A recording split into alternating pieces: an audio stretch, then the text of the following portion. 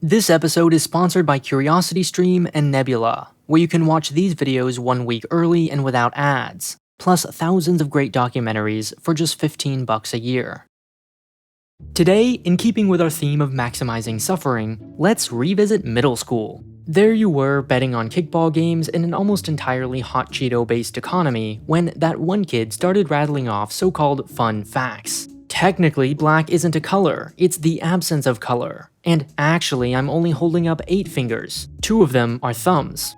He or she then followed up with something far more revelatory, and frankly, destabilizing. Did you know tomatoes are technically fruits? You then felt the need to repeat this fact to every innocent new person you encountered. Some say this chain of well actually still continues on playgrounds to this day. Until now, because tomatoes are vegetables.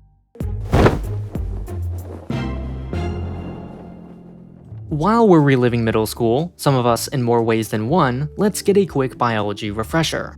Botanically speaking, a fruit is defined as a plant's ovaries, the reproductive structure which protects the seeds until they reach maturity, at which point animals are attracted by its juicy flavor and bright color, spreading the seeds and continuing the species. Simple enough, right? But wait a second, by that definition, not only are tomatoes fruit, but also cucumbers, squash, peppers, avocados, vanilla beans, corn, wheat, and rice. Acorns are a fruit. That should really raise some red flags. And what then is a vegetable? Well, that's when these smug botanists with their plants and their soil, you know that's just dirt, right? That's when they get all quiet. They had all the answers a second ago, where are they now? Some claim, I kid you not, that a vegetable is the quote edible portion of a plant. What? Are fruits not also edible parts of a plant? So just anything is a vegetable? The rest are just lazy, shrugging their shoulders and admitting there is no real definition. Apparently, I don't know is what you get for 90 grand a year. I mean, come on, botany is starting to make economics look like a real major. Clearly, we need a more credible authority. And there is no higher authority than the Supreme Court of the United States of America, who in 1893 ruled on this very important matter. 10 years earlier, a tariff had been placed on imported vegetables, but not fruit. You can see where this is going. In Nix v. Hedden, John Nix, the owner of a produce company and the grown-up version of that kid on the playground who said thumbs aren't fingers, argued that his tomatoes, as a botanical fruit, should be exempt from the tax. After reviewing the literature, aka the dictionary, the court unanimously sided with the defendant, and common sense, ruling that tomatoes are legally vegetables. Now, a less scrupulous channel might be content deferring this question to the highest judicial authority in the country, but not this one. A question of this magnitude demands sustained reflection. Even Socrates dared not ask the necessary and sufficient conditions of a vegetable. I mention the Supreme Court only to highlight its reasoning. Sure, tomatoes are juicy, sweet, and some weirdos bite into them raw, but the purpose they serve is that of a vegetable. You put them in lettuce salads, and they feel right at home next to squash and onions and zucchini. They belong in the main nutritional course, not dessert. When you find a tomato in your Runts, Skittles, or God forbid, Hi-Chews, then let's talk.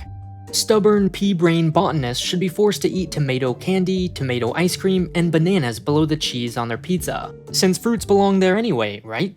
Enjoy your ketchup ice cream, idiots. As I learned in this gripping vegetable tell-all, in the 1700s, Europeans feared the tomato, believing it to be fatally poisonous. Do you really think the cousin of a mere banana or strawberry could instill such terror? They've also long been used as a powerful symbol of social dissent. You might be looking for some right now. And anyway, at what point while cooking or eating or growing tomatoes do you think of them as the ovaries of a plant? That's just a weird technical classification that somehow escaped the scientific domain. And sure, words have contexts, but botanists lost the right to theirs when they labeled acorns a fruit. If a definition offends common sense, confuses the average person, and only serves as fodder for the overly pedantic, why use it? Calling tomatoes fruits is like casually dropping in conversation that a chimpanzee isn't a monkey. Sure, you can do it, I guess, but why? And more importantly, what attention-seeking condition motivates you? I, on the other hand, am only here to find the truth. In fact, most people would keep this conviction to themselves for fear of being publicly ostracized. Tomato, tomato, they might say. But not me. I've selflessly decided to do the brave thing and sacrifice my own professional reputation because you deserve to know. And now you do. You're welcome. Speaking of me being great and selfless, I've decided to generously offer you a deal. You can watch all these videos 1 week before YouTube and without ads, along with thousands of great documentaries on CuriosityStream, while helping support creators do new and exciting things, like launching this channel, for just $15 a year. Nebula is like the expansion pack for YouTube. It's the streaming site I created, along with other channels like Wendover Productions, Real Engineering, and Real Life Lore, to give you the very best viewing experience. There's no algorithm or annoying ads, just hours and hours of the videos you love. But wait, there's more! Act now and all non-botanists will receive the same deal for just $14.79, the absolute best deal around. Sign up with the link in the description and you'll get an email with access to Nebula.